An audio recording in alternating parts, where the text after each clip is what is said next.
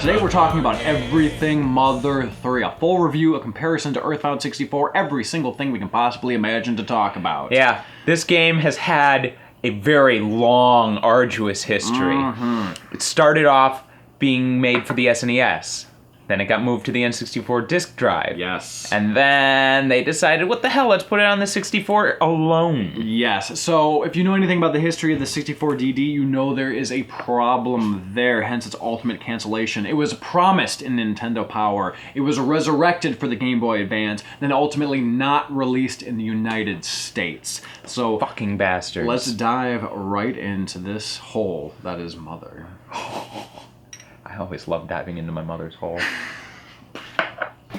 Alright, so here we have the only Earthbound 64 trailer, and really the only footage available that was ever released. Yeah, and it looks... Some of it looks pretty good. That mine little jump thing there was pretty darn awesome. Really damn good.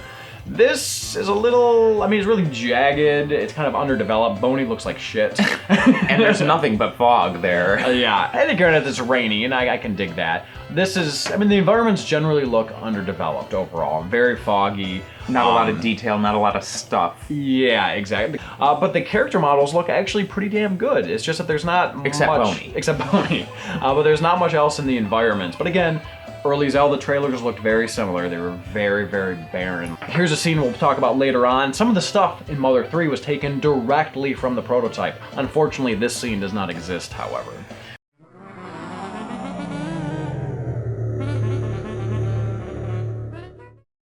Mother 3 for the Game Boy Advance. Let's start off a little bit with talking about the story. Originally, Earthbound 64 was supposed to be darker, and Earthbound 64 and the DD lost a bit when it moved to the cartridge, hence there being a Mother 3.5 expansion, which of course was scrapped. So one can only imagine it lost a little bit more going to the Game Boy Advance, but again, it's very difficult to determine. I mean, anytime you go from darker to whiter, you lose a little bit in size as well.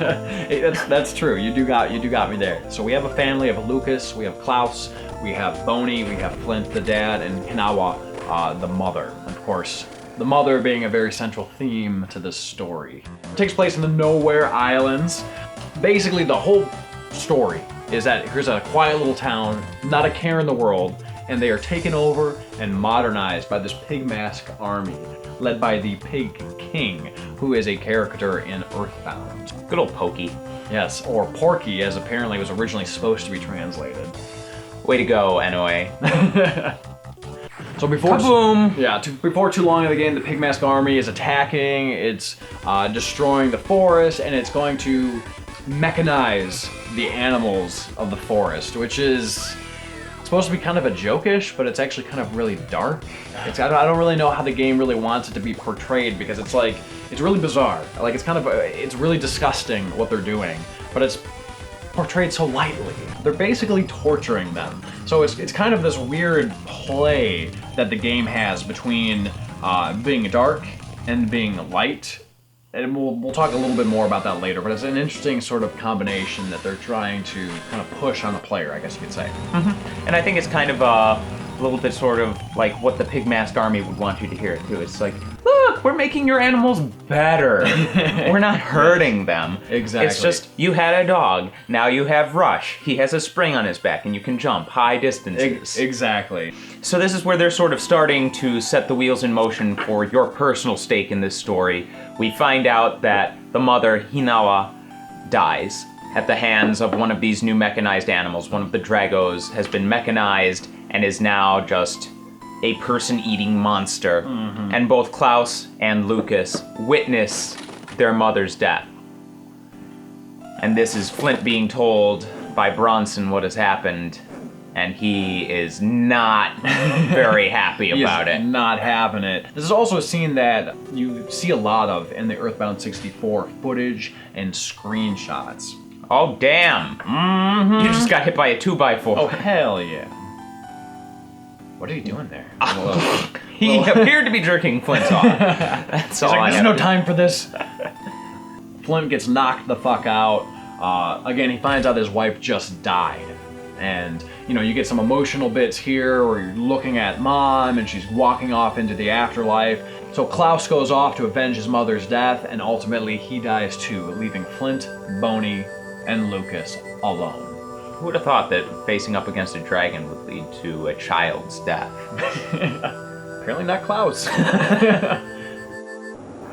That's a lot to throw at the audience in like the first little bit of the game. It is. I actually really liked how it set up the story so quickly, but then as soon as it switched to the other characters and the other chapters and how it handled the story after this point is really what I had a little bit more issue with. Wasn't bad, it just wasn't... It was so action-packed at the beginning, you were a little bit spoiled, I feel. And the rest of the game was a little slower comparatively. Fast forward 3 years later, the town has been modernized. Greed, money, all those things that Richie had talked about. Trains. And supposedly for the better, but Lucas and his family are just not having it. Well, their mom died. Yes. I think there's a... You can't really call causality there. But yeah, really, it sucks. So Lucas, Boney, no Flint, unfortunately. Princess Kumatora, who can use magic as well as Lucas, and a thief named Duster go off to defeat the Pig King, who is the supreme leader of the Pig Masks. And there's also this whole thing that eventually develops about these needles in the ground, and... Yeah, the Maggie-Sais tell you about these needles, and you have to collect them because once you pull all of them, this dragon comes and causes the apocalypse for the islands. But your heart, be it good or evil, will be passed on to the dragon. So it'll be either a bad apocalypse or a good apocalypse. It'll probably be a shitty apocalypse either way, but the dragon will be happier if you do it. Exactly. So it becomes a race against time. A new enemy, known as the Masked Man, appears. And he starts pulling the needles. So it becomes a one-to-one battle, trying to race against time to pull these needles and not have him pull the needles. Mm-hmm. And I didn't really feel like the needle thing added that much either to the story or to the game itself. It felt mostly like a lengthening gimmick to me. Yes, I'm not sure if there was like a critique on RPGs, because I know you do that a lot in like Zelda. Get these medallions so you can open this door, or open the Temple of Time gate, or whatever. But it just wasn't very satisfying story-wise. I cared about the family, that's what I was introduced to, and then suddenly the story changed. Right, those things work for me better in Zelda, where I enjoy the dungeons for the dungeons, and just having a dungeon to explore and having some little MacGuffin to go catch. Yeah. Totally makes sense to me. But maybe it wasn't a critique of RPGs. Maybe it was a critique of Japanese penis. Needles. So small.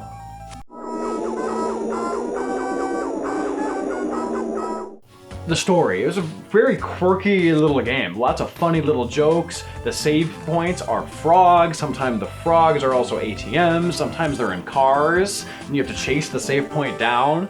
And honestly, it's a very funny little game that has Earthbound references kind of scattered throughout as well, which is kind of cool. But it's very dark, too. Yes. I mean, we already talked about the intro with your mother dying, followed by your father going crazy, followed by your brother dying. Yes. And then you're living in this city that has lost its entire soul.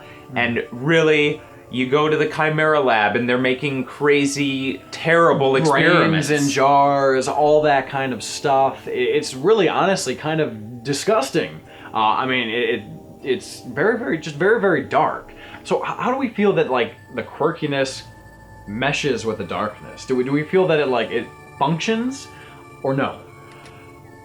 Like, the overall mood. How does it affect the mood? I don't think the combination as a whole fails, but I feel like there were some other problems with the story that made it not click as much. Okay. Like what?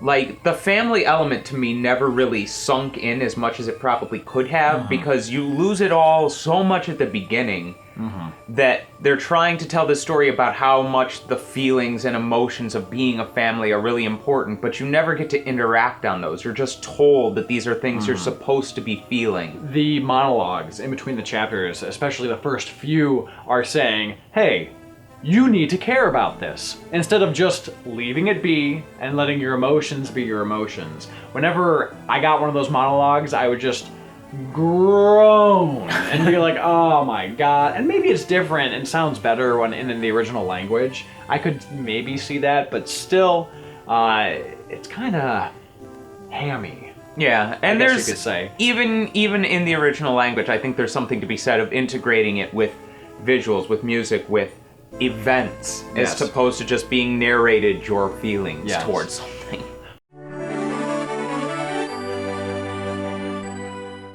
So let's talk about the ending here a little bit. You fight the Pig King, or Pokey. as he's known in Earthbound. He returns for Mother 3.